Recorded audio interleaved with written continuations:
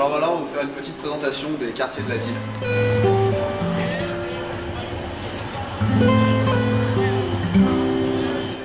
Donc là on est en plein centre de Séville. Juste derrière moi là vous avez la cathédrale avec la Giralda. Et juste là à votre droite vous avez l'Alcazar avec les jardins d'Alcazar. Donc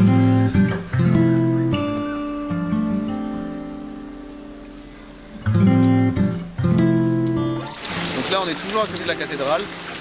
Il y a une rue qui s'appelle Matteo Gago. Et en fait c'est une rue où il y a plein de bars à tapas, typiquement sévillan.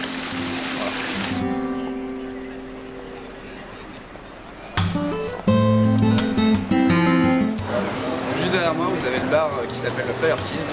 Et le Flyers Teas en fait c'est le bar Erasmus à Séville. Donc vous serez amené à y venir assez souvent. Donc ici on est sur la Plaza Nueva. La Plaza Nueva, il y a toujours plein de choses à voir. Il y a des expositions, des concerts. Au moment de Noël vous avez aussi le marché de Noël qui se trouve ici.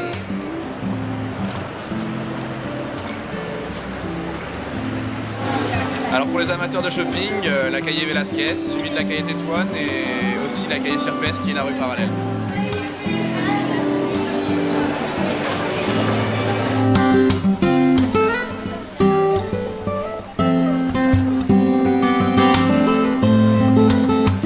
Alors pour en finir avec le quartier centre et le shopping, le Corte Inglés, l'équivalent des Galeries Lafayette françaises ensemble. Là, comme vous voyez, la nuit commence à tomber. Quand la nuit tombe, il n'y a qu'une seule chose à faire, c'est d'aller de l'autre côté des rives du Guadalquivir, le côté Triana. Il y a la calle Betis et il y a plein de bars.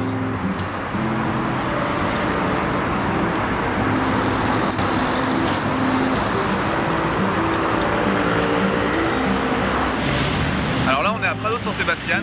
Prado de San Sebastián, c'est la station où vous allez arriver en fait quand le bus de l'aéroport va vous déposer en plein dans Séville. Et ce qu'il faut préciser, c'est que Prado San Sebastián et San Bernardo sont les deux quartiers qui font la jonction entre le centre-ville et le quartier de Nervión. Et juste une petite précision, aujourd'hui on est le 7 février.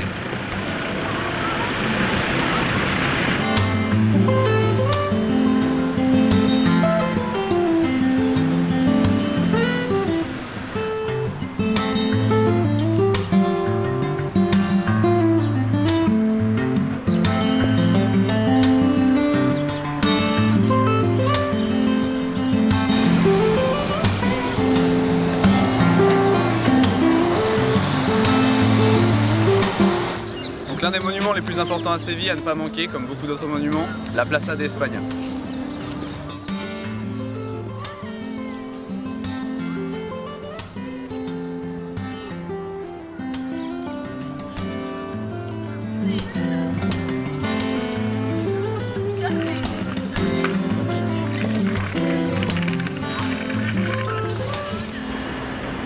Donc là on est dans le quartier de San Bernardo.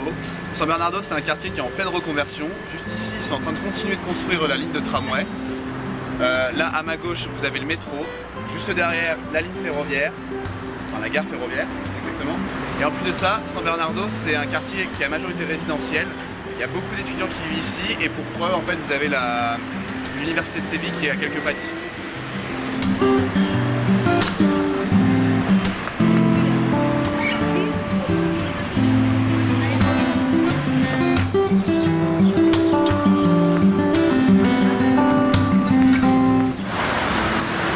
Quartier de Nervión.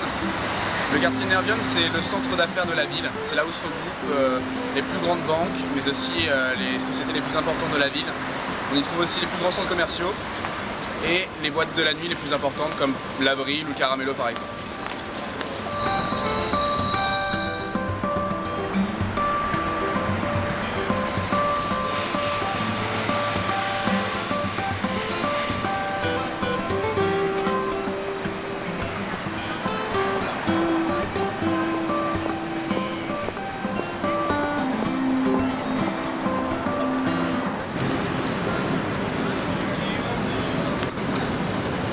Alors pour les amateurs de football, juste derrière moi le stade du FC Séville, vous pourrez voir les plus grands noms du football.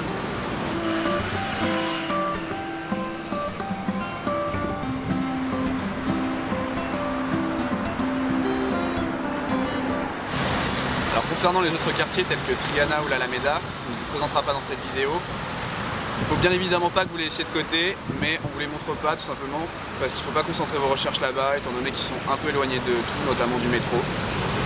Après, si vous avez d'autres questions, n'hésitez pas à venir nous voir lors des différentes réunions. Et sinon, l'équipe d'Erasmus TC Sevilla vous dit à bientôt à l'UT et vous remercie.